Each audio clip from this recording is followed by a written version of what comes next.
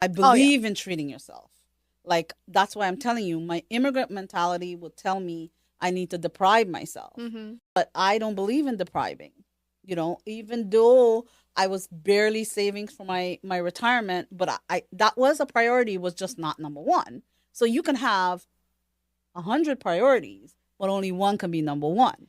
Well, when you think about it, that goes even a little bit deeper into your mental health, because that treating yourself, that little component, that little coffee is going to help you get through the day. So if that coffee is important to you and you're going to suck at work for the whole day, if you don't do that and you're not going to make that money, then what's the point, right? Like, I like what you're saying, but why can't you make that coffee 5 days a week? Well, I can make it at home. Office, yes. Like, I can make an adjustment. But or maybe you decide on getting Americano instead of a cappuccino.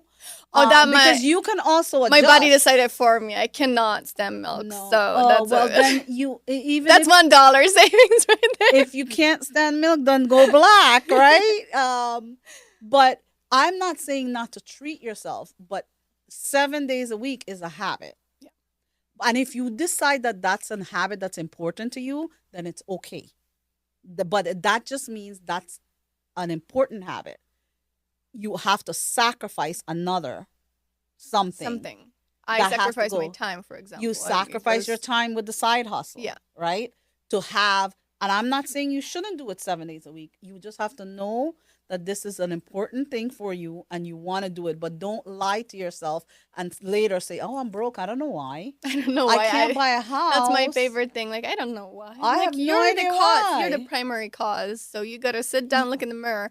I understand that people are broke all the time, right? And I accept that. I just don't accept you're broke and you don't know why. Mm-hmm. That to me is freaking ridiculous. You need to know why you're broke. You're the one that makes your money and you're the one that spends your money. Mm-hmm. Why are you broke? Tell me. You tell me. So your first meeting would be like, you tell me. What did you do? That's why I have people track themselves for the last 3 months. Well, that's a great tool. I think it's an amazing This tool. is what you did. Is this what you wanted to do? So, like, going back to the coffee scenario, if you're like, okay, I'm okay with spending $500 on coffee every month because that's important to me, then that's your number one priority. But you have to realize opportunity cost. You are giving up something else. You might not be able to wear that fancy lipstick that you want, or you might not be able to buy that, RH couch that you want, or something else, because that goes down on the priority list, right? Yeah. So that's what I'm saying. So if you buy one coffee and then you move stuff around, or you buy 2 coffees and you make the rest, I have to have my coffee. So I do make my coffee a lot at home. But the Starbucks story, the coffee story is true. Because when I moved to Florida, I lived in front of it. There was a Starbucks in front of my development. And then when I started tracking my money 20 years ago, and I saw how much I was spending at that Starbucks, because it was right there. You come out off the gate and it's right there. Listen, they're so smart with the app and everything. I don't know if they had it. Yes, they had it. For long, you get Starbucks points, you get this. Yes, so they hook you on it. And it's basically free when you get 250 points. Exactly. And it's not just coffee. It's many things, right? Yeah. But that's just my one example, because I personally have gone through that.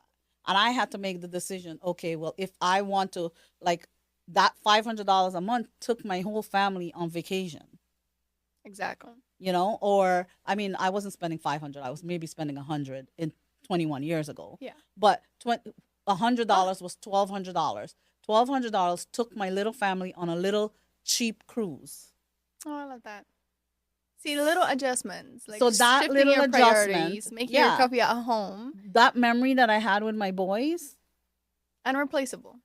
Irreplaceable. So it was worth not having that Starbucks every day. No amount of Starbucks points can give you that. No, that's one of the things I prioritize, is the memory and the time with my children. I even prioritize that even before putting all the money in my retirement fund. So, for example, I put $200 in my retirement fund for the longest time.